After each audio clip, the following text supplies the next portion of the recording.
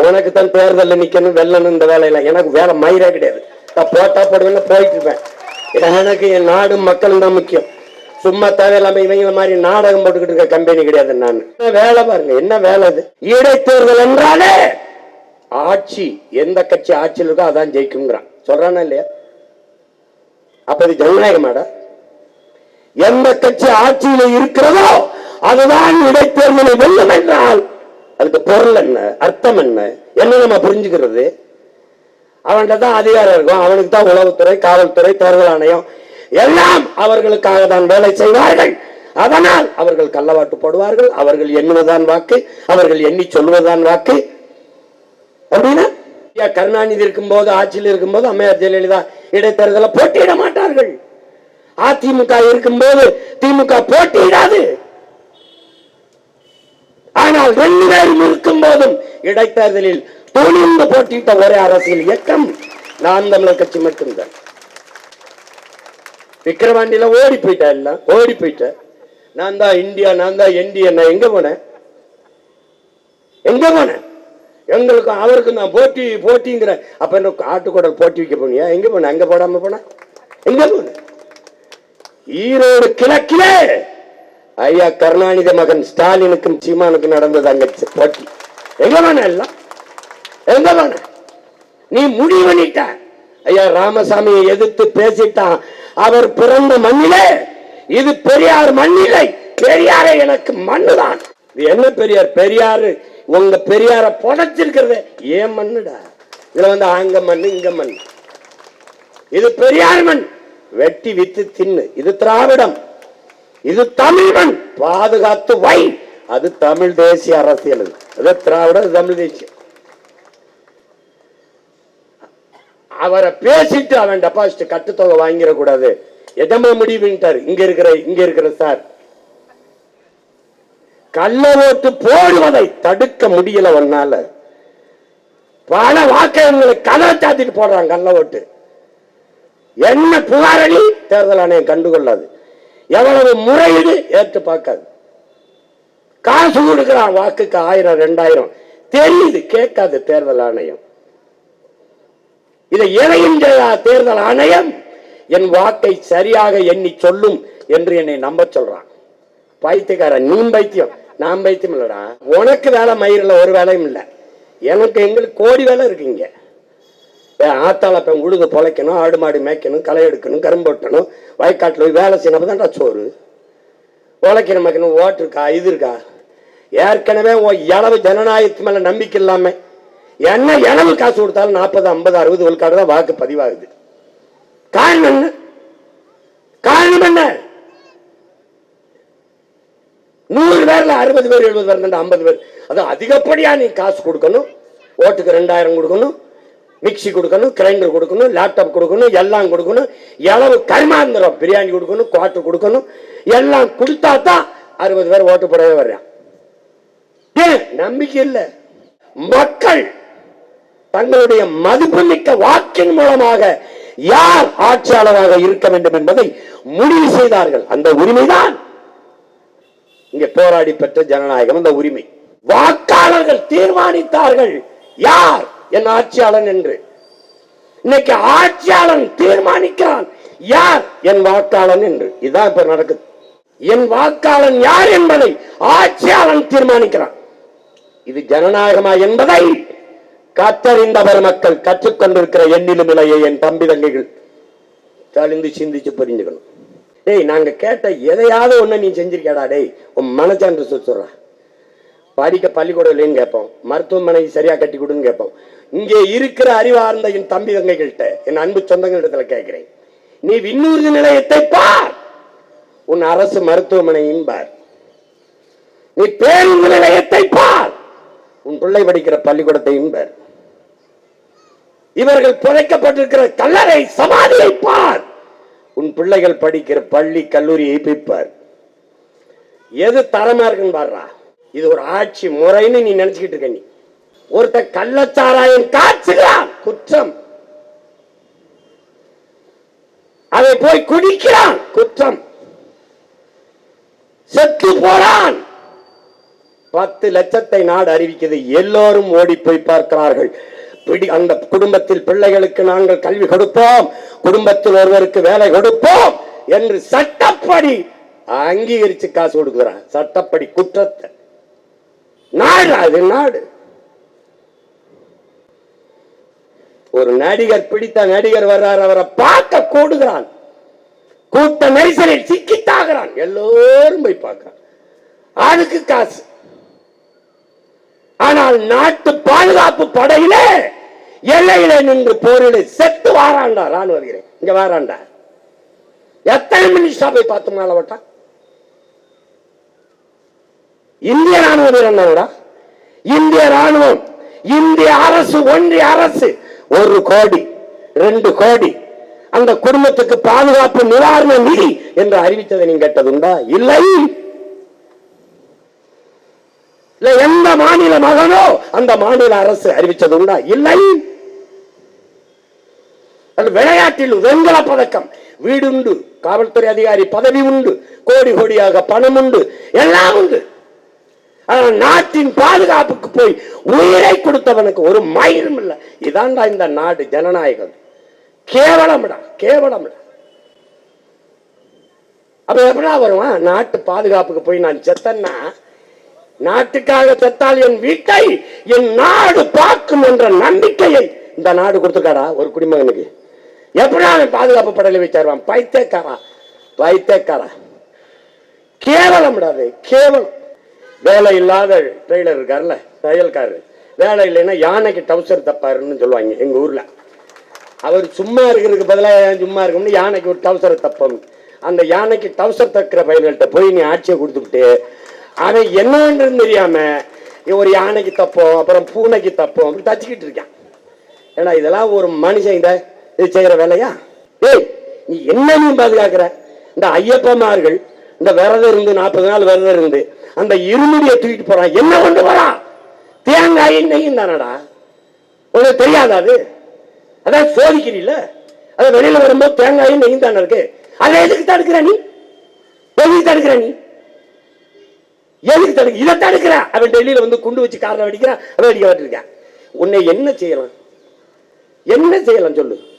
இந்த பைத்தியக்கார பயில நம்ம வசமா சிக்கிக்கிட்டு ரொம்ப கஷ்டப்படுறோம். அதை நீ புரிஞ்சுக்க. பூராமே அரைமண்டல். இந்த முழு மண்டல் வந்து பிரச்சனை கிடையாது. அது என்ன செய்ய பாருங்க, நல்லா முழு பைத்தியமா இருக்கணும் பாரு. அப்படியே இந்த காதலன் படத்துல தம்பி பரத்து திருவான் பாரு, அப்படியே அது வாடுக்கு சொரிஞ்சுக்கிட்டு தெரியும். அது அதைத்தான் தெரிஞ்சுக்கிட்டு அப்படியே பண்ணிக்கிட்டு இருக்கும். இந்த அரைப்பைத்தியம் இருக்கு பத்தி, அரைப்பைத்தியம் அதுதான் அடுத்தவனை போய் கடிச்சு வைக்கும், கிள்ளி வைக்கும். இது அரைப்பைத்தியம் போறான். தோற்று போன சமூகத்தில் அவசியமற்ற செய்தி எதுவோ அதுவே தலைப்பு செய்தியா வரும். இன்னைக்கு இவ்வளவு பேசுறோம்ல, எதுவும் வராது. இந்த தமிழக வெற்றி கழகத்தை பற்றி ஏதாவது ஒன்று சொன்னோம்னு வச்சுக்கோங்க, பேசிவிட்டார், செய்து விட்டார். கால கொடுமை. நீ எழுதி வச்சுக்க ஒரு நாள் சத்தியத்தின் மகன், என் தாய் தமிழுக்கு ஆற்றல் இருந்தா, இலங்கையிலே, பங்களாதேஷிலே, வெனிசுலாவிலே, நேபாளிலே நடந்த மக்கள் கிளர்ச்சி இந்த நிலத்தில் நடக்கல. நீ எழுதி வச்சுக்கணும். அங்கே நடந்த கிளர்ச்சிக்கு தலைமை ஏற்க ஒருவன் இல்லை. இங்கே ஒரு மகன் 15 ஆண்டுகளாக காத்துக்கிட்டு இருக்கேன். பங்களாதேஷ் அதிபர் தப்பி வந்தார், நீ அடைக்கலம் கொடுத்த. ஆனால் நீ தப்பி எங்க போவாய் நான் பாக்குறேன். அவன் ஒரு ஸ்டேட், நீ 39 ஸ்டேட், 8 யூனியன் ஒன்றிய பிரதேசம். நீ தாப்பிக்க முடியாது. சேட்டை பண்ணிட்டு திர. நீ என்ன ஓட்ட தூக்கு, அதை தூக்கு, இதை தூக்கு, எதை பத்தி கவலைப்படுற நீ? உலகெங்கிலும் மாறுதலை செய்தவன், தன் நாட்டை உயர்த்தி காட்டியவன், கட்டியவன் எல்லாம் மனச்சான்று வழிநடத்தியபடி நடந்தவன் தாங்கிறான். அப்படித்தான் லீக், அப்படித்தான் எல்லாம். என்ன நடக்குதுன்னா, அன்னைக்கு என்கிட்ட வர்த்தகம் செய்ய வந்தான் வெள்ளைக்காரன். வர்த்தகம் செய்ய வந்தவன், வியாபாரம் செய்ய வந்தவன் என் நிலத்திலே அரசியல் செய்தான். அடிமை இந்தியாவில். ஆனால் விடுதலை பெற்ற இந்தியாவில் அரசியல் செய்ய வந்தவன் வியாபாரம் செய்து கொண்டிருக்கிறான். இது ரெண்டும் தான் இங்க இருக்கிற சிக்கல். அன்னைக்கு வாக்காளன் தனக்கான ஆட்சியாளனை தீர்மானித்தான், இன்று ஆட்சியாளன் தனக்கான வாக்காளனை தீர்மானிக்கிறான். என்ன பண்ணணும்? கட்சி, ஆட்சி, போராட்டம் இதையால் இதை சரி செய்ய முடியாது. புரட்சி ஒன்றால் தான் இதை புரட்டி போட முடியும். மக்களின் கிளர்ச்சி, புரட்சி ஒன்றுதான் உலகத்தில் இத்தனை மாறுதல்களை கொண்டு வந்திருக்கிறது.